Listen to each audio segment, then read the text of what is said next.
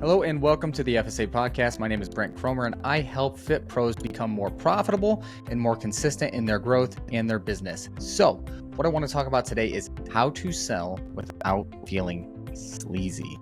Okay, so think back to a time. Have you been on a sales call where you maybe said something that someone else told you to say, or like a script or a process that you've learned, and you said it and you're like, I wouldn't normally say that to a friend or a family member. That was a little weird. It didn't feel very authentic when I said that. And the prospect didn't much like it either. Or maybe the prospect did end up buying, but like after you got off the call, you kind of felt like, I don't know that they actually want to be here. I don't know that, this was like an intrinsic choice, but it felt more like you drag them in. You didn't drug your clients, I hope. So if you felt this way, if you felt sleazy on your sales calls, I'm going to teach you guys exactly how to not sound sleazy. What I did was I took the most common salesy sales phrases and I reworked them for you guys so you guys have better alternatives. It's all free here on YouTube, just like it is every single week.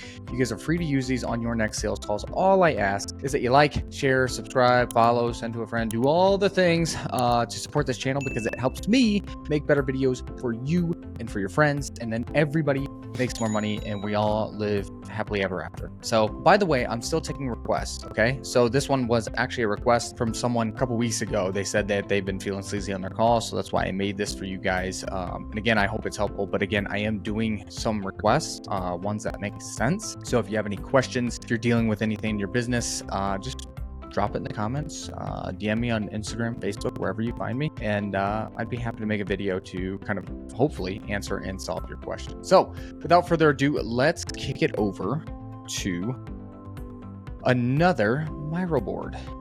All right, Miro. I actually don't know how to say that. Okay. So how to sell without feeling sleazy. Okay. So let's identify what sleazy ways of selling are. You might be doing this without knowing, right? You might have learned a script from a mentor who has, quadruple $billion business and they've been in business for however long and they've helped transform, 10,000 clients' businesses, et cetera, et cetera, et cetera. But there's a really, really good chance that their script and their sales model has not changed in the last 2 to 3 years. More importantly, like this year, I don't know if you guys know, but 2024, it's a little bit harder to gain trust to sell people on that sales call without having to do tons and tons of follow-ups. So what I did was I created a system that allows you to sell with more authenticity and generate and create more trust within the the relationship between you and the client, so that you can close those deals at a higher ticket, at a longer package, and on the sales call without tons and tons of follow-up. There will be follow-up, but not tons of it. So our script has adapted a ton this year with, whether they say it or not. I believe that we're in a recession.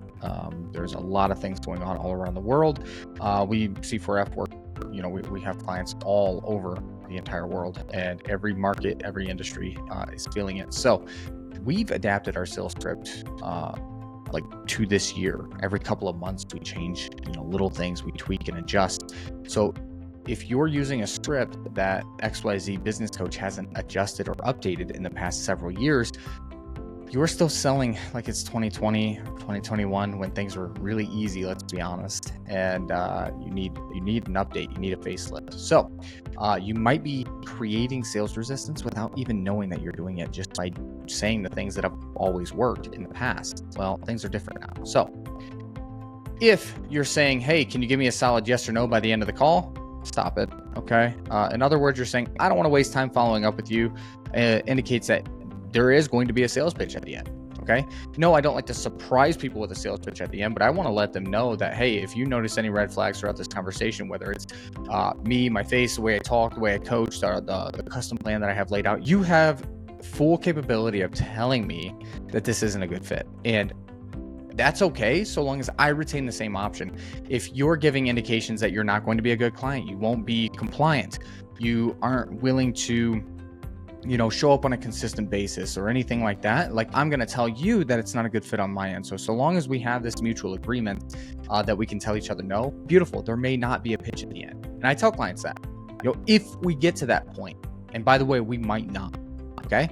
So I don't like to tell people that I've already decided I'm going to pitch them at the end of the call. So I don't say this. Number 2, are you the sole decision maker?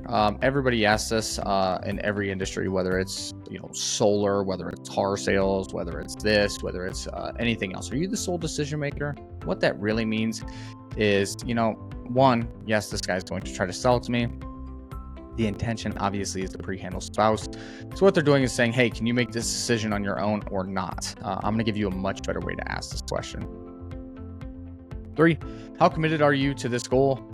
I've seen this in quite a few. Look, transparency, I've seen other people's sales trips, and a lot of them are really, really outdated. Like this one here. How committed are you to getting fit this time around? 99% of the time, unless you have an absolute dud on the other end of the phone, which would be a rule out in my opinion. Because if you ask this question, how committed are you to this goal?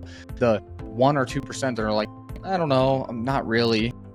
Okay, why are we on the call? And I would work and start stress testing towards potentially ruling them out and getting them off the call, depending on how they answer those questions. But how committed are you to this goal? Most people feel committed. They feel motivated because they're on this call with you. Okay. It's a non-productive question. Therefore, I don't prefer to ask it because it wastes time. Okay. Everyone will say they're committed. It's just like asking how your day is. Hey, how's your day? Good. Thanks. Like your cat might've just got hit by a car. Okay. People just say this. It's just a knee-jerk reaction. Okay. So the intention obviously is to find out if they're a serious buyer or not.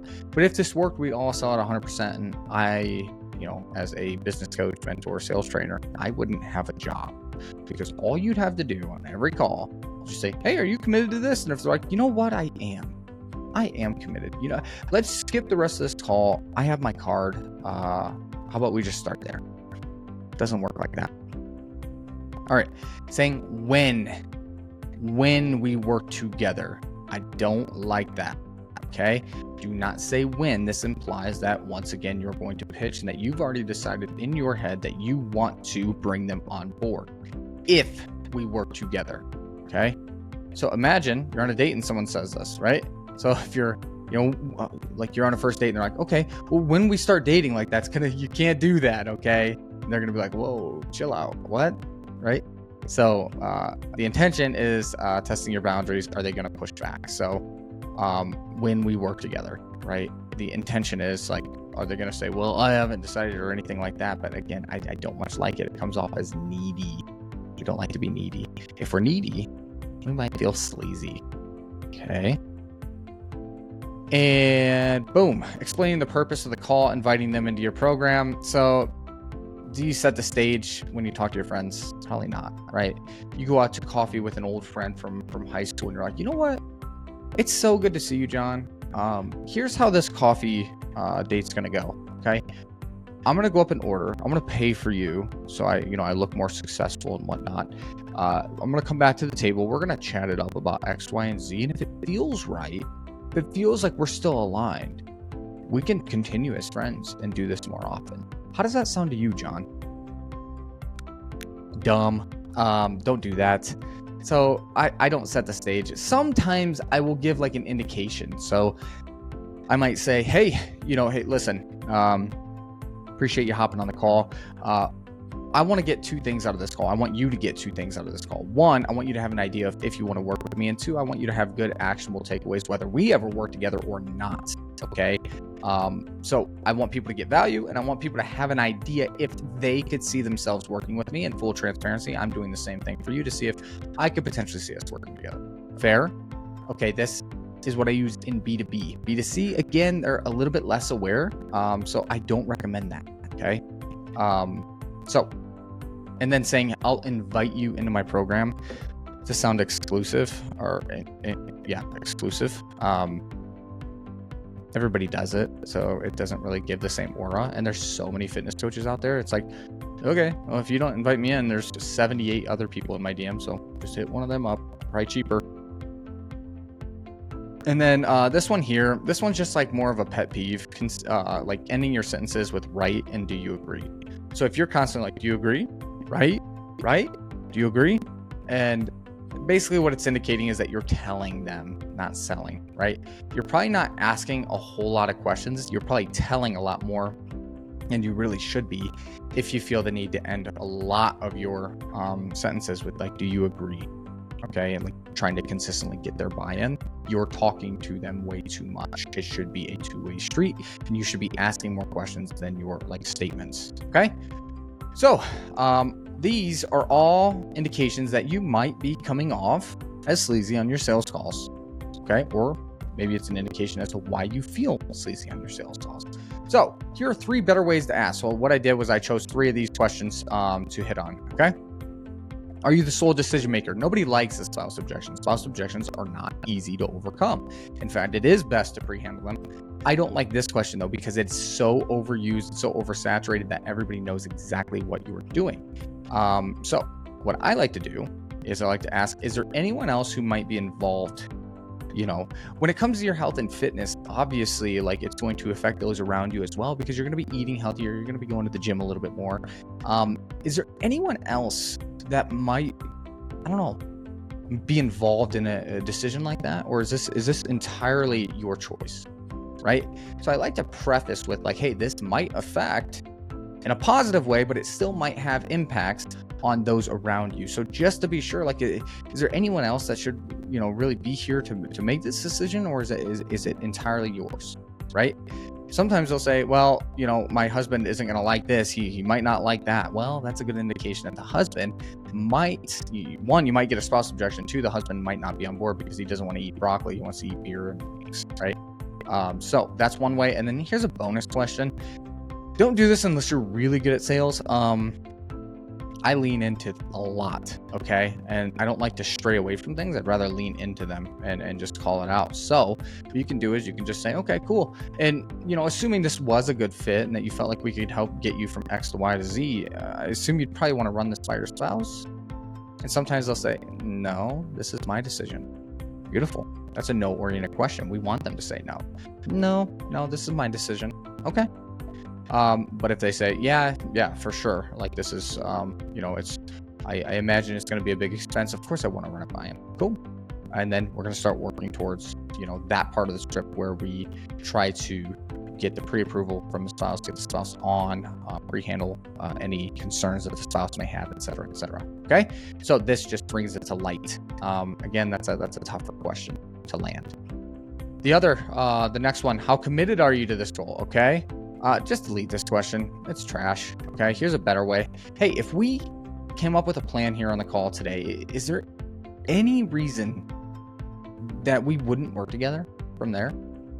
Okay. Or is there any reason you wouldn't take that next step to get, you know, started on your fitness journey?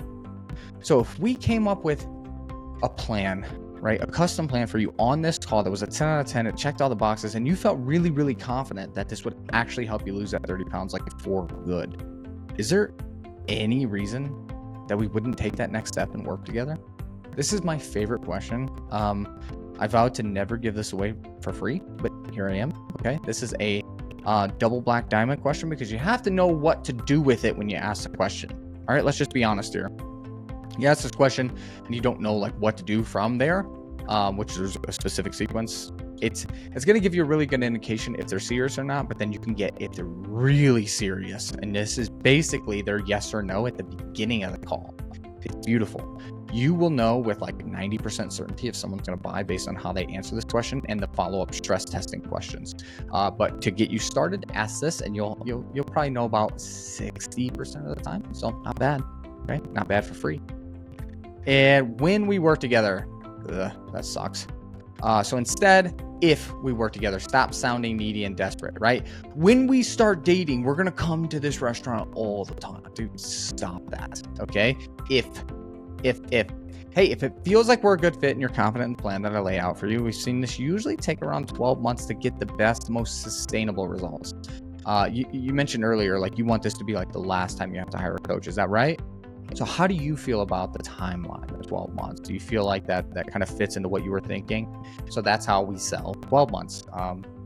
It's one of about a dozen ways that we pitch 12-month plans, which is why we can sell so many 12-month plans at $4,000 to $6,000 a pop. Some sell at $7,000, $8,000, $9,000. Those are the outliers, so I don't usually include those, but 95% of our clients sell $4,000 to $6,000 packages left and right because they know how to pitch the timeline of a 12-month. If you're selling 3 months and 4 months, or even, I don't mind 6 months. I don't really mind, but I prefer 12. 3 and 4 months, trash. You're wasting your time. It would take you 30 clients to make what we make in 10 sales. Like, it just doesn't make sense. So guys, hope this helps. Again, it's all for free. If it helps, let me know. Like, that's my my payment for this. Okay. So again, like, share, subscribe, send to a friend. And by the way, C4F, we've shifted gears a little bit. Everybody that I bring on, and it's very select, like 3 to 5, like 5 at the max. We brought in for this month. We shut the doors, like June 14th, we shut the doors. No more clients. You can come into the low ticket and earn your way in to the high ticket. Otherwise, doors are shut. Okay. And we're doing this each and every month. July is already filled. We have 5 clients in July. It's been amazing. If you want me to personally come into your business and scale it from wherever you are, I prefer that you're at least 8 to 10K a month. If you're at 8 to 10K a month, or if you're in person, you have a successful in-person business and want to transition online and build that up to 20, 30K plus per month, I will come into your business. I will solidify all your foundations and your systems, and you have unlimited one-on-ones, and it's been phenomenal. My success rate is out of this effing world. I got to keep it PG for YouTube. So if that's something you're interested in, go ahead and DM me on any social platform. Just start a conversation. Let me know, where you came from. Hope this helps. Have a good day.